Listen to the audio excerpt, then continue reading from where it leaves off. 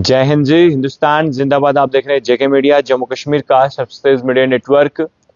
झिड़ी मेला आने ही वाला है और तैयारियां जोरों शोरों से जो है वो चल रही हैं और इस बार सब कुछ अलग होने वाला है। यहाँ के प्रशासन ने सब कुछ अलग किया है क्योंकि आप बेहतर जानते हैं, जब भी झिड़ी मेला शुरू होता था काफी ज्यादा भीड़ रहती थी, बहुत सारी दिक्कतों का सामना तो एडमिनिस्ट्रेशन को तो करना ही पड़ता था। लोग जो आते थे अलग अलग राज्य केंद्र शासित प्रदेशों से, तो उन्हें भी सामना करना पड़ता था, पार्किंग की प्रॉब्लम होती थी। अब ये सब चीजें जो है चेंज कर दी गई हैं।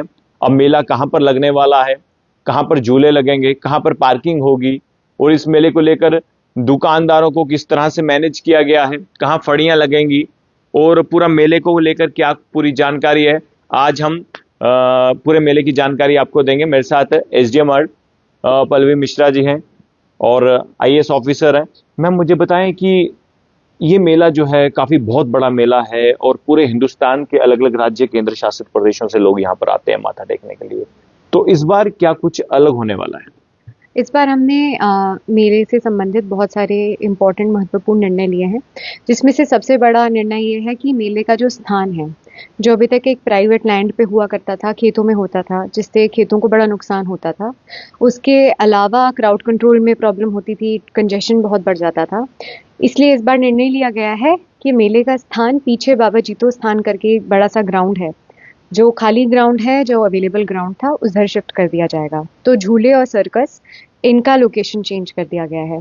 इसके अलावा एक बहुत महत्वपूर्ण निर्णय लिया गया है कि जो भी दुकानें लगती थीं, जितना भी वहाँ पे व्यापार होता था या व्यवसाय होता था, इसका पूरा ठेका ठेकेदार को दे दिया जाता था और उसकी एलोकेशन या उसकी डिस्ट्रीब्यूशन कॉन्ट्रैक्टर के थ्रू ही करी जाती थी।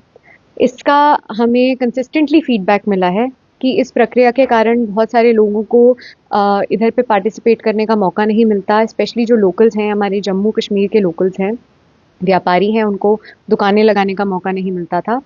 इसके अलावा लड़ाई झगड़े के बहुत सारे इश्यूज और इंसिडेंट्स पैदा हुए हैं। बहुत हाई रेट्स पे ये शॉप्स दी जाती थी, जिससे छोटे व्यापारी जो हैं वो कम्पीट नहीं कर पाते थे। इसीलिए इस बार ये निर्णय लिया गया है कि जो शॉप्स का एलोकेशन है वो भी सरकार के थ्रू, मेला ऑफिस के थ्रू ही किया जाएगा। इसको बाढ़ को मद्देनज़र रखते हुए और लोगों की आर्थिक समस्याओं को मद्देनज़र रखते हुए ये निर्णय भी लिया गया है कि शॉप्स का पर फुट रेट है, उसको 150 रुपये से कम कर दिया गया है। पिछले साल जो शॉप्स आपको 490 या 500 रुपये पर स्क्वायर फुट के रेट पे अलॉट करी जा रही थी, वो इस बार सिर्फ 350 और 300 पर स्क्वायर फुट के रेट पे अलॉट करी जाएंगी। अभी मैम, जिस तरह से ये भी देखने को मिलता था कि पार्किंग का भी जो है इश्यू रहता था, और उसको लेकर क्या चेंजेस की गई है? इस बार भी पिछले सालों की तरह ही पार्किंग स्पॉट्स हमने आइडेंटिफाई कर लिए हैं, उनको हम स्पेशल पार्किंग एलोकेट करेंगे। इस बार पार्किंग एरिया बढ़ा दिया गया है, तो जो इम्पोर्टेंट साइट्स हैं हमारी, मिश्रीवाला रोड पे, कल्याणपुर रोड पे तथा रिंग रोड से उतरते हुए अखनूर रोड से कनेक्टेड जितनी भी साइट्स हैं, वहाँ पे पार्किंग लोकेशंस को बढ़ा दिया गया है।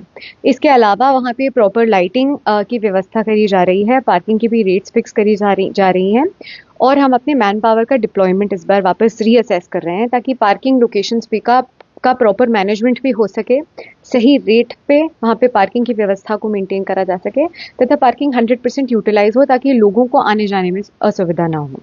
इसके अलावा ई रिक्शा की सुविधा जैसे हमने पिछले कुछ सालों से शुरू करी है, क्योंकि पार्किंग लोकेशंस हमारी थोड़ी दूर होती हैं, तो जो बुजुर्ग लोग हैं, जो चल नहीं पाते हैं, या हमारे PWD इनेबल्ड लोग हैं, उनके लिए भी यहाँ पे ई रिक्शा की सुविधा मेंटेन करी जाएगी, तो वहाँ से मेले साइट तक आने के लिए उनको सुविधा रहेगी। तो अभी मैम, जिस तरह से बीते वर्ष या जितने भी मेले जो ऑर्गेनाइज हुए हैं, उन मेलों में लेकर इस मेले में बहुत सारी चेंजेस आ चुकी हैं, तो जो आप बता रहे हैं कि जो बाबा जीतो मंदिर के बैक साइड जो ग्राउंड, तो उसका रास्ता, उसका वे कहाँ से कैसे, पूरी जानकारी?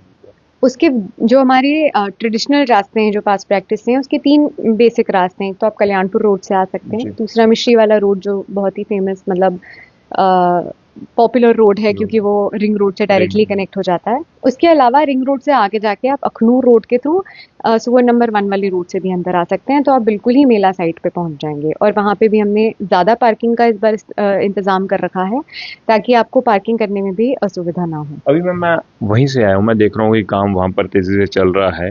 घाट वाली तरफ से भी जो है वहाँ पे क्या कुछ चेंजेस करने वाला?